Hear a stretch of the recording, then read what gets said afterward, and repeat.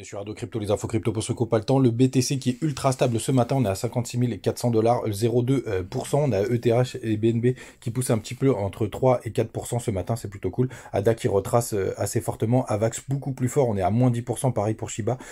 Cro de Crypto.com qui continue de pousser plus 12%, Mati qui est aussi très chaud ce matin avec Algo, et GLD qui commence à corriger, on est à moins 15% ce matin, je vais vous en parler puisque j'en ai vendu un petit peu. Donc les gars, qu'est-ce qui se passe sur le BTC? Donc comme vous le savez, on n'a pas fait de nouveau plus haut, donc pour l'instant on n'est vraiment aucun signal bullish, sauf qu'on en a un tout petit qui m'intéresse fortement, c'est qu'on commence à avoir une petite divergence sur le cours, tout simplement puisque là on a fait un plus bas, un double bottom ici pour l'instant sur le cours, et pour autant on a fait un plus haut sur le RSI. Donc pour confirmer cette divergence, il faut impérativement qu'on vienne casser ce plus haut, ce point sur le RSI, mais pour le coup c'est un signal assez intéressant, surtout que MACD commence à s'arrondir, donc c'est plutôt pas mal. Sinon les gars, hier je vous disais, donc j'ai vendu quelques ELGLD, et pour le coup c'est un cas d'école, c'est pour ça que je vous en parle ce matin.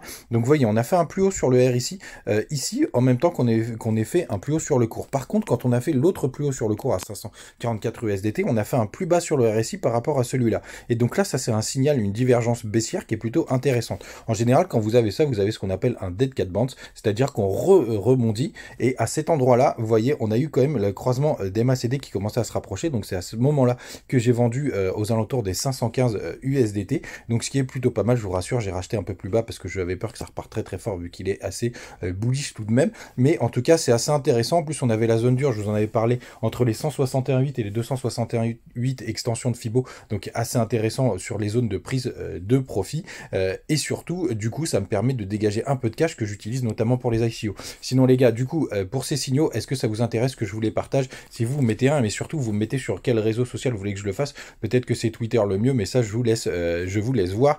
C'est plutôt pas mal. Sinon les gars, hier je vous ai dit une énorme connerie, Winkyverse c'est parti en 24 heures.